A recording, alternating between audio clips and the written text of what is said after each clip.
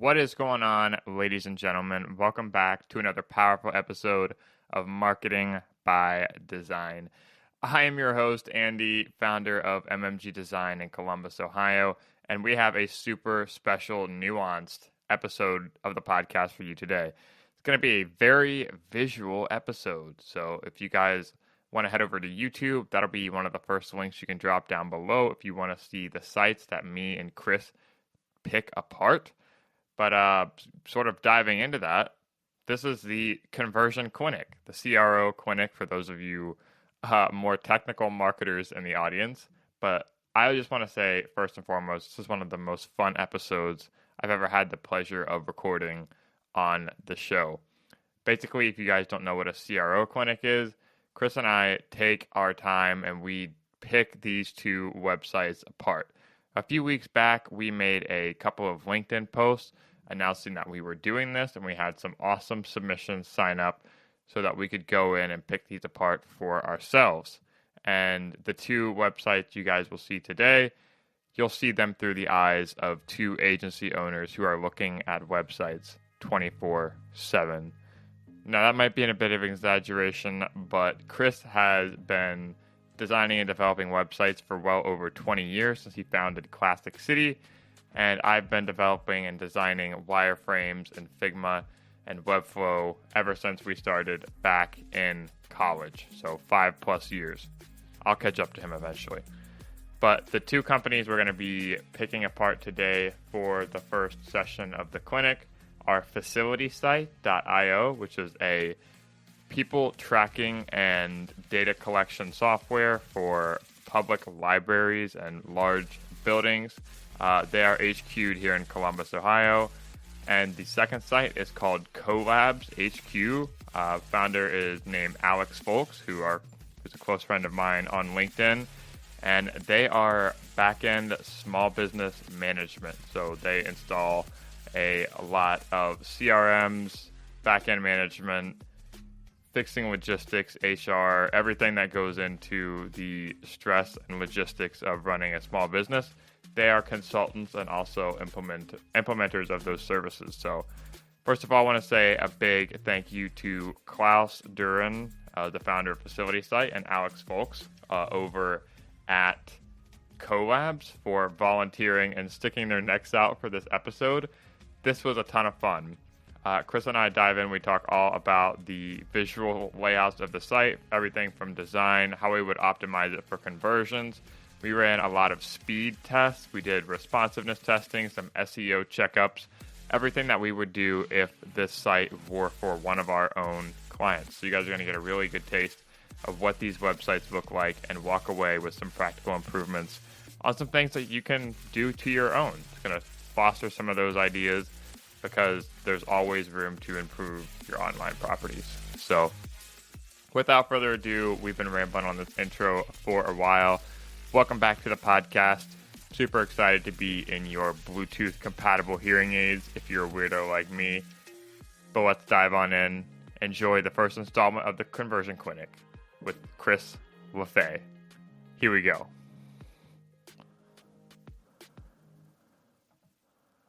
Conversion means something different to everybody, right? Like depending on what your business values for their marketing efforts and the season that they're in will determine what conversion is. And so first understanding what marketing efforts are going out and why, that's going to determine the type of conversion that you're going to want. Then you can go and look at the site and be like, okay, how are we going to optimize the site to convert better for this particular segment of marketing? And there might be multiple goals, and that's fine too. If you have a large enough marketing team with a large enough marketing budget, there might be multiple goals and ways to tack multiple of those things in at the same time. So the answer is the global, wonderful answer of it depends. It depends. Yeah, dude. Great minds think alike. And, you know, what you're going to see with a lot of these too is not just that unsexy answer of it depends, but how much of a role context plays into your specific business and what your goals are. So really the overarching message that, you know, scratches all of these itches is that going in with a plan is really the most important part. And knowing your business, knowing your customer and how what you're putting online represents you accurately and optimizes for that main conversion, whatever that is, whether it is a call, whether it is a form submission, whether it is just getting them to consume more and read about your content, or just getting them to land on the page in the first place so that you can do some nurture. All those things play a role in it. And, I'm excited to turn around on that with you today. Let's do it, man. Let's do it. Okay, so the first one we have is facility site. I've seen this one. Chris is coming to this completely cold. I've seen this a little bit. This is a company in Columbus. So we'll do like a first reactions and really sort of unpackage the messaging. I say we focus most of our efforts on the homepage just to make sure we can get through all of these sites that we have. And I'll also just add the most value in terms of what they can do to optimize. 80% of traffic is the homepage. So first reactions, kind of unpacking, scrolling through. This is where you land on. Facility site. The world counts on facility site. Facility site offers comprehensive resources, including real-time people counting, facility utilization, forecasting, safety notifications, and more. We're proud that 100% of our customers choose to renew every year. Hello, a facility site dedicated to crafting best-in-class software for nonprofits such as libraries, museums, schools, zoos, and more. Recognizing the significant role your institution plays in your community, you're committed to providing the necessary solutions to measure impact.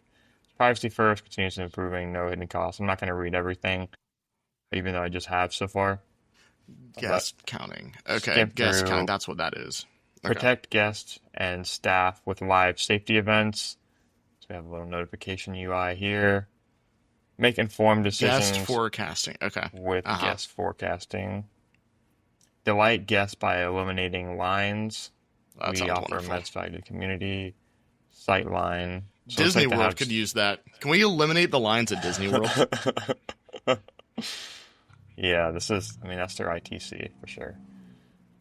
Powerful reports on demands. They've got some nice UI there. Additional features. Free support, responsive UI. Dang. Closing out with some FAQs as per usual. FAQ. And then footer. So we'll focus it on the homepage. They do have, shouting these guys out, they do have service pages. They have, the first thing, first thoughts, like focusing on the homepage, like I said, it's a very visually appealing site. It's interactive. It flows well. There's a lot of scroll animations. It's a great visual presentation. And all of this is aside from messaging. So, my first experience as, consumer on the homepage is that I am impressed just with how it looks and the visuals behind it. In terms of the messaging, I think this is where there's a lot of areas for improvement because I think especially in B2B, it is a very hard thing to do to portray a solution that doesn't exist yet. There's nothing uniquely like it. And I know a little bit about these guys' facility site and what they do. So I'm coming into it with that context, but I'm trying to remove all of that just for sake of this. It's so hard to package your own unique product, especially when it's not like something that you could pick up off of a shelf. It's a software. It takes a team to go in and implement, at these facilities. And the best way you can kind of communicate that is through photos and visuals and very clear, punchy copy and doing that in a succinct way too. So you want to make sure that you're limiting too dense areas of bodies of copy as you go through. I think you do a good job of segmenting out your specific deliverables. I think something that could sort of pour gasoline on the fire with that a little bit is maybe having some iconography that you could sort of identify with each of these main features of the product that you're really trying to push, especially if there's three main ones that you can focus on.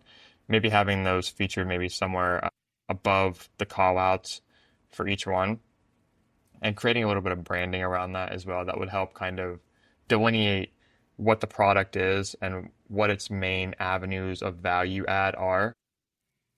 And something that you can do, like when you're on calls, when you're doing demos with clients, like what are the main things that appeal to them when you are on these calls and really emphasizing that in the copy on your website. Like what resonates best? What are people getting the most value out of, especially if you've been in business for a while? These are all ongoing efforts that you can really start to reflect in your site copy.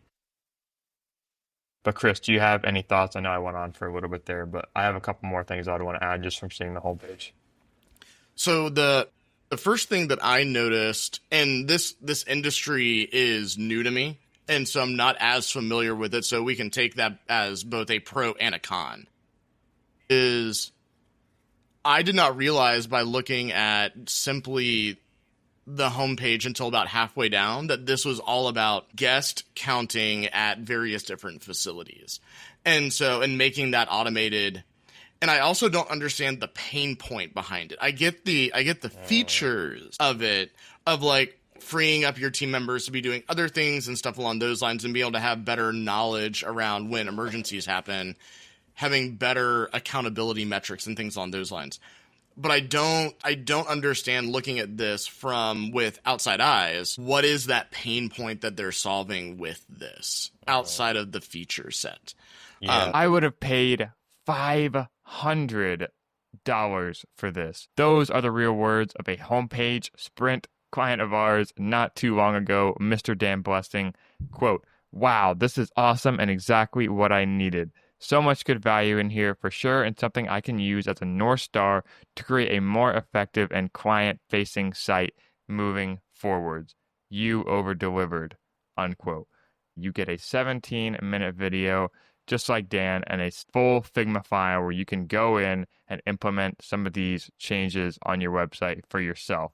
Perfect for you if you just want to remove all of your website doubt, optimize that website of yours, and you're going to love it even more because you can do it yourself. That'll be in the link below. Get that website of yours optimized, remove all your website doubt. Now, back to the podcast. That's a really good point. The other part, then I'll actually go ahead and share my screen. Uh-huh.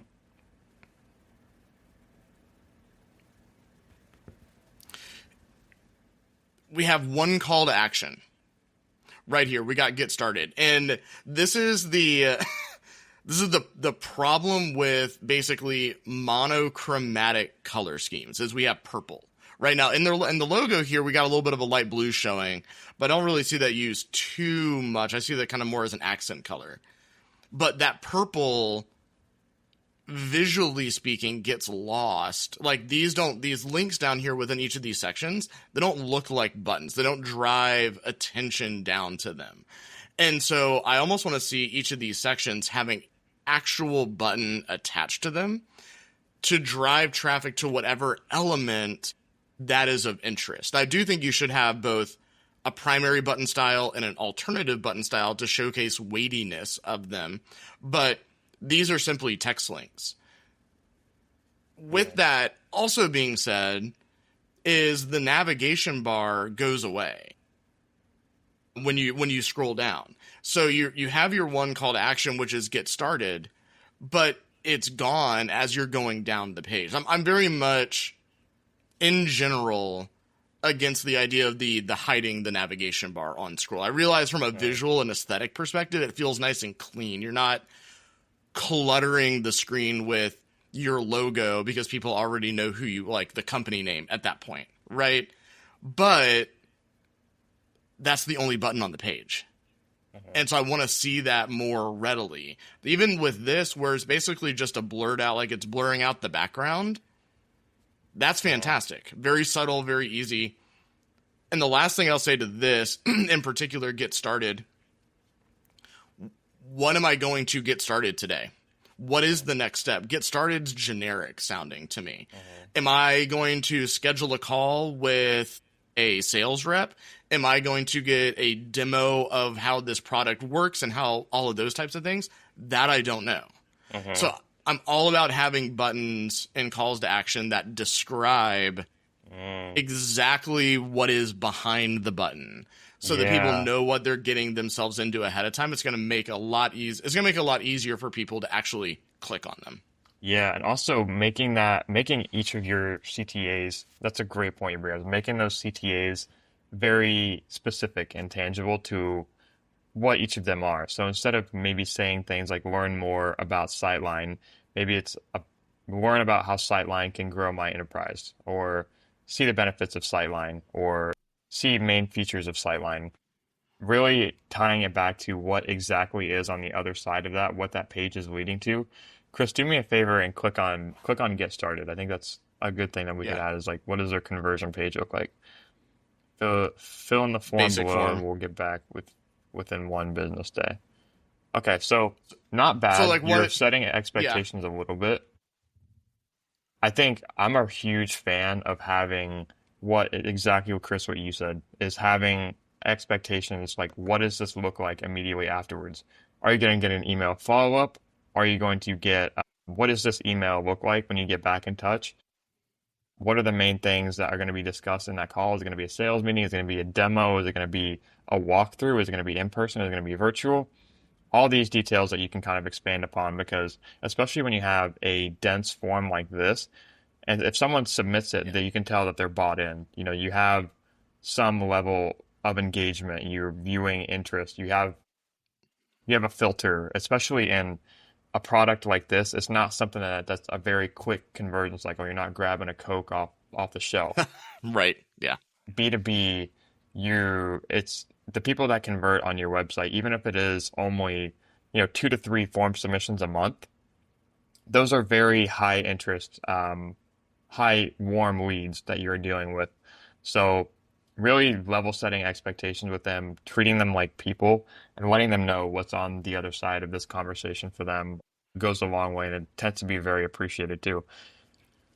I'm also a huge proponent, especially in the B2B realm, when you have a contact form of any kind, and especially when you're a smaller business, if there's one or two actual humans on your team that are going to be the ones that are doing that first point of contact. So no matter who fills this out, it's either going to be Bob or Susan that get back to them.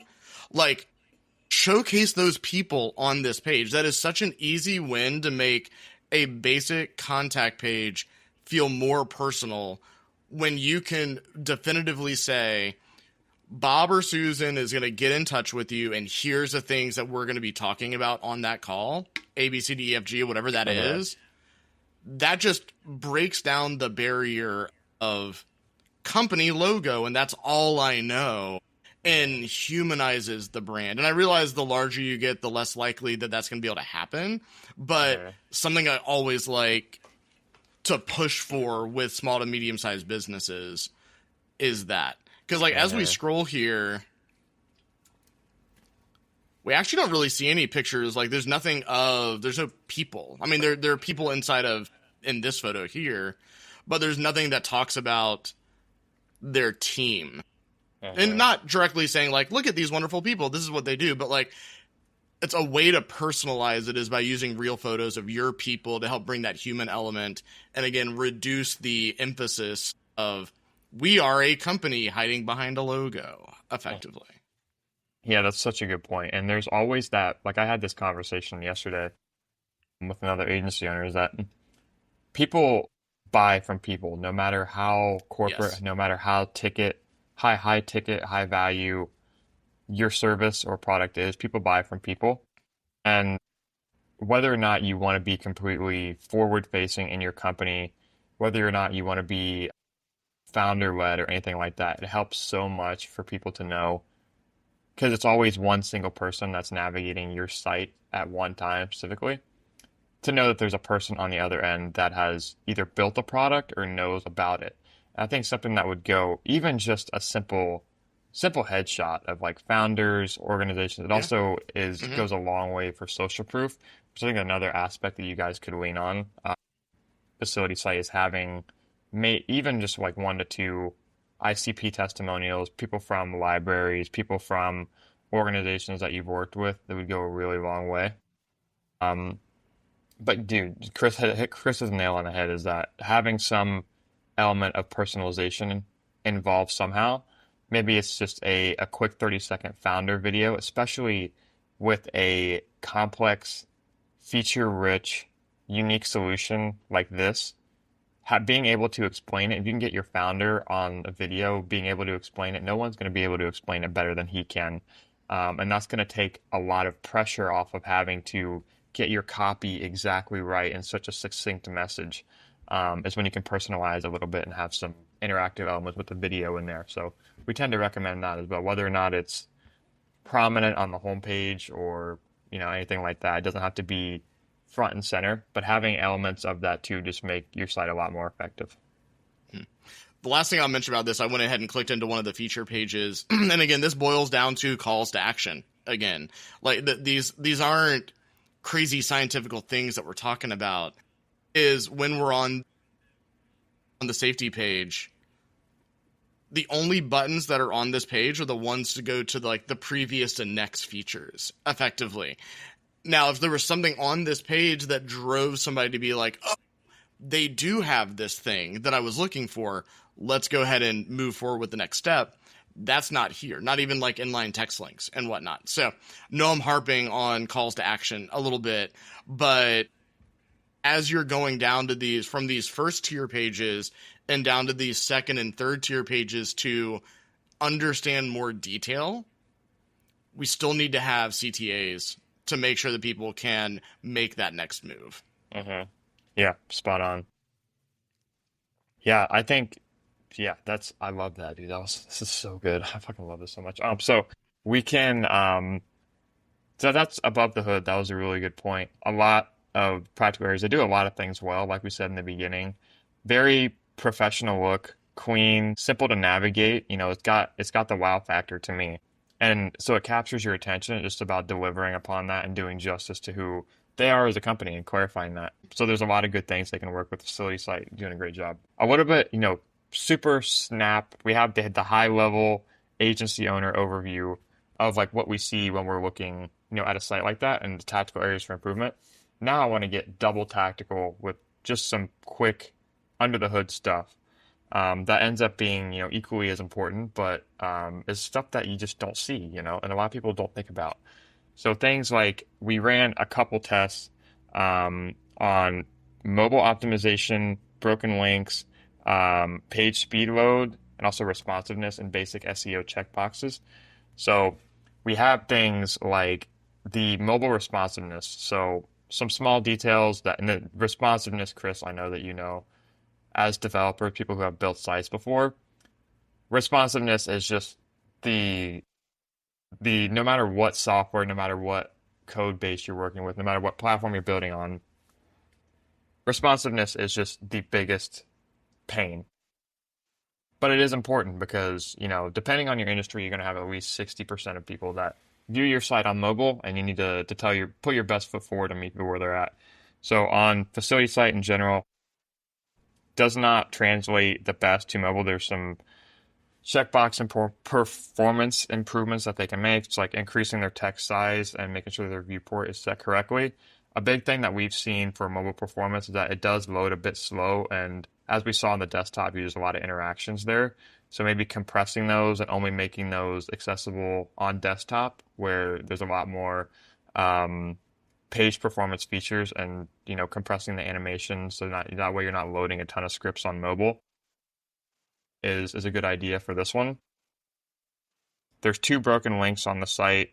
Again, every site is probably going to have at least 2 to 3, and these can come from images. These can come from just broken links that happen over time.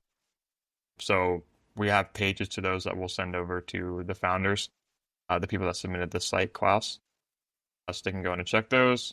The overall, GT metrics, page loading speed, performance, they're a C, which isn't terrible. We'd like to see that at A minus or B generally, but a lot of their issues come from the responsiveness, the page load speed. So they're loading at about 4 seconds. I went and loaded the test before this. And a lot of that is due to like large contentful images. So like the interactions on the homepage, the moving gradients. I don't know if that's a WebGL effect or something that uses Java, but it does load a lot of scripts and it taxes their loading time, especially above the fold. So that's something that I might want to go in and fix. And then also, like I said, the page loading time is a big one, especially when it is a complex product. You're going to want people to try and simply understand what they do. You want to make sure you're loading responsibly as well. So those are some of the high-level things. Not as fun and sexy as a conversation piece, but always good to have tactical things that you can actually improve underneath the hood, because those things do matter, because what you don't see can hurt you. Um, but yeah, so anything else to say about facility site? Anything that you think they're doing well, you can give them kudos for. I think when it comes to a lot of the sites we'll see today, I think that they definitely have visual from a visual standpoint. They have their stuff together. It's just about, succinctly putting the message out there in maybe a better packaged way that could represent them a little bit better, do them more justice. The one thing that I'll add, and we have this very blurry screenshot of the site on mobile. This navigation bar here on mobile is fantastic. Great size logo. We have the call to action that sits there, and we also have the hamburger menu to dive in deeper wherever. So I just want to say this is wonderful and definitely should be emulated for other businesses. The ability to be able to jump directly to that call to action from wherever you're at on the mobile site, 10 out of 10, highly recommend. Yeah, I'm huge sticky mobile nav head. Huge on the sticky mobile nav for mobile. Makes a big difference. I'm trying to talk some of our customers into having the hamburger icon, the mobile menu expander right where your thumb is, so like bottom right hand corner, because I feel like you're especially for sites that are larger, your customers tend to go to the menu and figure out exactly where they want to hop first. Maybe not as much for the smaller businesses that have like 5 to 7 different content pages, but for larger ones that have multi-tier drop downs and things along those lines, like let's get that navigation button down in the kind of the bottom right hand corner so that you don't have to almost like the phones are getting huge, right? Like you want to have easy access to the menu, let's put it right where the thumb is. We did it with one of our university clients where we have like this little CTA strip that sits at the very bottom, and that's been fantastic. So I want to move that over into the small to medium sized business as well, because I get having it at the top. I get it because that's kind of historically where it's been, but I almost want to see if we can shift that perception and put it down at the bottom. So we'll see. I haven't had a chance to user test that very much yet outside of that one. Yeah, that's a great idea. I think small 1% improvements like that are so easy to go in and validate too. Like, I don't know if you ever heard of Fletch PMM. I'll share their site real quick. Totally. Yeah, but Anthony's coming on the show in a couple weeks. But they are huge practitioners of, they drink their own Kool-Aid. They drink their own medicine, whatever you want to call it. So if you look at their site, one of the things that really stuck out to me that I think all of us could emulate, I'm going to implement something like this on a lot of our clients' site too, is having, just like you mentioned, and this responds well to mobile too, is having this bottom drop down call to action come up as you're scrolling, like view pricing. And these guys know all the psychology behind, conversion and messaging and everything like that. But as you're unpacking their story, they have the videos, like we kind of recommended for facility site. Dense, they have testimonials, not too long as well, but just having that constant call to action even on desktop and mobile, because even especially on mobile, when I go to the menu, I think of navigating to other pages, and that's kind of the psychology you take when you approach a home page is, okay, I'm walking into a restaurant, I'm walking into Walmart. Where do I go? Like, direct me to where I need to go. And the homepage is the Walmart greeter that meets you at the door. Hey, hi, what are you looking for today? What areas of the store can I navigate you to? What's most important to you? And how can I help you get there the fastest? That's really the role of the homepage, no matter if it's B2B, B2C, long-term sales, like no matter what your goals are, that's how you should approach the homepage. And then the presentation of that is really manifested in, a combination of design, UX. My friend Tass Bober, she says she's in Columbus. She audits landing pages for B2B, but she says something that resonates with me so well, is that design is queen, content is king, but design is queen. So if you were to go into a restaurant, right, and they hand you the menu if you were to go into a restaurant and they hand you a directory, a menu on a Google Doc, right? It's less impressive. It's not a great presentation. Maybe it has everything that you need on there. But, if the store is messy and everything's clunky, you'd rather have a better way to go out and navigate that. It's going to put you in such a better light. It's going to be a better user experience, especially when you make the restaurant analogy. The experience is everything, and you want your site to be something that people can kind of come back to and feel familiar with. And you Yeah. want to create that sense of like they've almost like they've been there before, even though they never have. Um, so yeah, that was a bit of a tangent, but No, you have to know in design and UX, you have to know which rules you are willing to break. And you can't break all of them because then you get this completely clustered mess. okay. But following the standards of common user practices and knowing the one or two that you want to break that really kind of lifts you over the edge of like, oh, that's something a little different that I wasn't expecting. But everything else is exactly where it should be. That is fantastic. Like that's the mindset when you're thinking about design and UX, when you're building out something new, is what are the one or two rules that we can break that fall in line with the messaging that we're going to be putting out there as well. And that's where things get fun, needless to Hmm. say. Yeah, I love that. So, facility site, great job. We're gonna package that up and send to you guys, and to hopefully take away some value from that. So, that was a great first one, starting off strong. The next one we're gonna go over is collabs.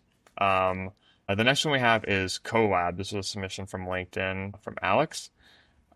Chris, you want to share your screen and run through the live site? So, Uh, collabs. yes. collabshq.com. Here we go. So I'm going to go ahead and do an initial scroll. And again, this is going to be the first time that I'm looking at this. I'm not going to sit Nice. here and read everything. Going in raw. Exactly. Some of the best ideas pop out that way, honestly. There's a good Some of the reason. worst too, actually. Also, that as well, too. Okay, so this is what I'm seeing here. I'm going to talk a little bit about. We're going to have a couple of things in terms of messaging and visuals that I want to focus in on. Uh-huh. Is first things first, the messaging here in the hero section talks exactly to what you guys do. You give support to small businesses by streamlining ops and helping with their back end management. That makes sense to me. I already Yeah. have a picture painted of if I work alongside you guys, you're going to take some of that administrative lift off of my shoulders. Uh-huh. That's what I'm seeing. And again, Yep. this is based off 30 seconds here, but that's kind of the point. Your potential Yeah. customers aren't spending minutes on the site. Yep. Now, the thing that's missing here, and is missing, it's a common thing. We don't have a call to action. We don't have a button here that says schedule a time with one of our back-end managers, schedule a time to talk with somebody who will streamline your operations next week.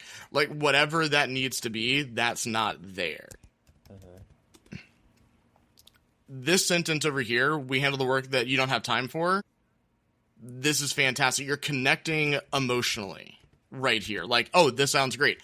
I honestly just hired a company to come in and clean my house next month, and their whole company name is called Buy Back Your Time Cleaning. And I'm like, that I am Right buying on. back my time because I hate cleaning.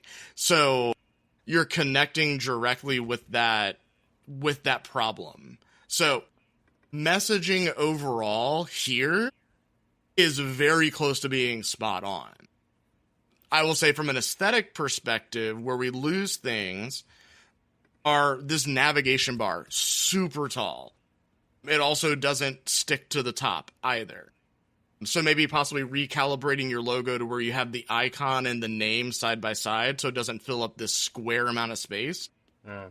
It'll reduce the amount of white space up here so that you can get to the meat and potatoes of this page a lot faster. And then consistency. This is something that I like to look at. I call it design drift. And if you're looking at things like these headers and then your paragraph content here, your subheaders, these bullet points down here, the sizing and the spacing of all this is not the same. So we have some use of space here and here. we got some white space here and around these sections. But then when you go to mission control, everything's kind of pushed together. And so spending some time in creating the standard for what do your header 2 tags look like? What do your header 3 tags look like? Almost thinking of it in terms of like if you're building a Word document, you have that style drop down. You have headers 1, 2, 3, 4, and 5. What are the baseline styles for those key basic elements? And what is the spacing around those as well, too? And a lot of website content management systems will give you the ability to kind of save those away. So you don't have to think about it anymore. So your design stays consistent and doesn't start drifting month over month and year over year. So those are some of the bigger pieces looking at the homepage that I have found. Andy, Yeah, what and about you? yeah, those are really good call outs, and those are more from a design and UX standpoint. I was scrolling through, just some of the ops. I was trying to keep everything, contained to the homepage just for keeping on topic with what we're trying to do. But I 100% resonate. Chris said a lot of good things, especially the header. So me having a little bit of context, I know Alex Folks on LinkedIn. Make sure you guys go follow him. He he drives a lot of his traffic from LinkedIn. And if I look at his site stack tool, I can see this is a Go high level site. They have Google Insights. So it is keeping in context where he gets a lot of his traffic. They have their priorities set in terms of explaining what they do very well from the hero section because, a little inside baseball is that 60% of people aren't going to make it past your hero section. And I totally agree. Like scrolling through the feature sets, the schedule a meeting, they have good copy. They have a strong value prop. They have good messaging. They speak very well to the problems that they solve. And they manage to do that without feature dumping, saying all the things that go into back end management, all the stuff that goes into helping and assigning roles to small business owners and managing their back end ops. They focus on the outcome and not the tangibles, not getting bogged down in the tangibles of the deliverables that they fulfill. Also, too, and Chris kind of touched on it a little bit with the call to action in the hero section. But I scroll down to the bottom here and I see that if you go up a little bit, you're still sharing, yeah. You see first, it's easy to test out. Your first month is free. We guarantee profit increase. No, like those, that's a great feature set. So what if you had like a call to action? If you go back to the hero section, what if you had a call to action? And Alex even told me, he's like, we're not driving as nearly as many conversions or business from our site right now. What if you just had a big call to action on the hero section? First month free, start now. And I think you're going to book a lot more calls that way. And also being more specific with your call to action that is in the header section. So saying start your first month for free. I think you're going to get a lot more throughput and you start to track the traffic to that conversion page. It's like you got a Calendly link. You're going to see a lot more people that are clicking through to that, booking calls and, getting in touch because that's really the core message behind what we try and tell our clients is that you're not selling the product on the website, you're selling the next step. So instead of trying to say like, okay, we're going to fix your entire small business, we're going to lay that out, which you do very well. You can say, okay, how can we just move you one step further and get you in touch with Alex? And I'm convinced, once you're on the phone with Alex, he's going to be able to explain it a lot better and, ultimately convert, business out of that. So that's a really good thing that I would implement right away. And, that's totally aside from the design side of things. Like there's so much good fruit to pull from here in terms of the messaging, the copy, the problems they solve. And you can really pour gasoline on the fire with, some of the stuff that Chris mentioned about the design and, just painting in more of a professional light because I think they do. And Chris, like, I'd love your feedback on this too. There is a balance of I think a site that's designed like this, it's a little bit mom and pop. Hear me out. A little bit mom and pop, a little bit more friendly and approachable. I think for their target audience, small business owners, people that they help, that would speak a lot more as opposed to a highly interactive, maybe something like facility site, which we just looked at. I think something like this would speak a lot more warmly to that population. So I think they're self-aware in that. And some of the other things that they do really well, Chris, is that they do have the headshots, they have the testimonials, they have the Yep. company logos, they have great social proof. It's very personalized. So all design things aside, they're doing so much right. It's just about, being more effective with the presentation of it. Um, Yeah. and So yeah, I'm actually let me interject something there. So one piece that I feel like would actually work out really well with this is a story brand component. I believe they're called success pods. I don't know if that's what I have accidentally termed them or if that's what story brand says, but right below your heroes section and before you get into section number 2 in the story brand methodology, there's these little check boxes effectively. You don't want people to mentally spend a lot of time on it. You want them to be able to read it and be like, got it. Yes. Great. Fantastic. And so the idea of pulling these 3 things of actually not, they really these maybe these 2 or 3. First month free, guaranteed profit increase, no contracts. Like if those were in a horizontal bulleted list here, so like one little pod here, one little pod here, one little pod here, which is like a simple little icon, so that as you're scrolling down and learning more and diving in deeper, there's this mental checkbox of like, that's cool. Because not many people are offering a first month free and guaranteed profit increases. So like that's yeah, going to draw some intrigue and you don't have to over explain it. Just check yeah, the box, move on and be done. yeah, And to wrap up Andy's last point of kind of mom and pop kind of design feel, 100%.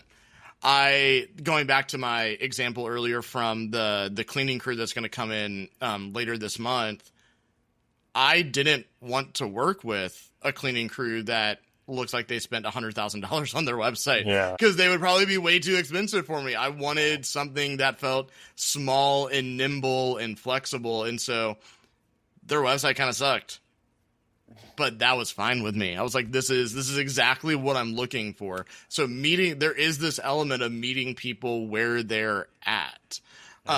So 100% agree with that thought process. yeah, that's really good. Like, these are things that people actually do take into account. People that know nothing about like the technical aspects of the site, like how is it speaking to them? Like what's going on underneath the words, so to speak? Like it's important, and it's just I think Alex is very and just not knowing him aside is very in touch with who he's trying to help. And that's reflected in not just the aesthetic, but the messaging. So yeah, they're doing a lot of things right. But in terms of some of the practical elements they can take away, we ran some of their site tests. I'll share my screen just to go over some of those to kind of wrap up the audit. But they have a few things that they can improve tactically. Some of them are more important than others, but just to give them, some candy to walk away with.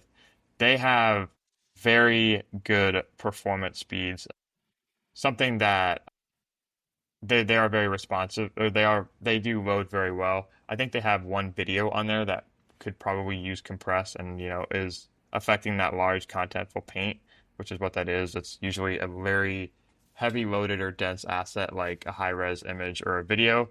So there's some free online video compressors that they could use to kind of mitigate that a little bit. And again, it's not even on the homepage, so it's not a huge concern. But this is something I've seen with Go high level sites too, is that they do tend to be very performant and responsive out of the box. So they're squared away on page load time. All those checkboxes are good to go. They don't have a ton of they're not loading a ton of scripts. They're not doing anything like that. So they're all set there. In terms of the responsiveness and performance, Chris kind of mentioned it a little bit with the large navigation.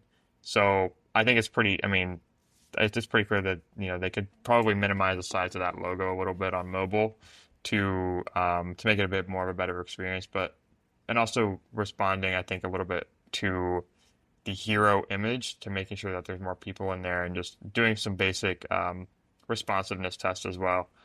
because it is important. Like, Alex drives a lot of traffic from his LinkedIn profile. The majority of people that come through LinkedIn are going to be looking at it on mobile. So you want to make sure you're appearing presentable and professional on that front as well. So there's some tactical improvements for them. And we also ran a bit of a contrast check. Or we also did their mobile HQ. So they're missing their page titles and meta.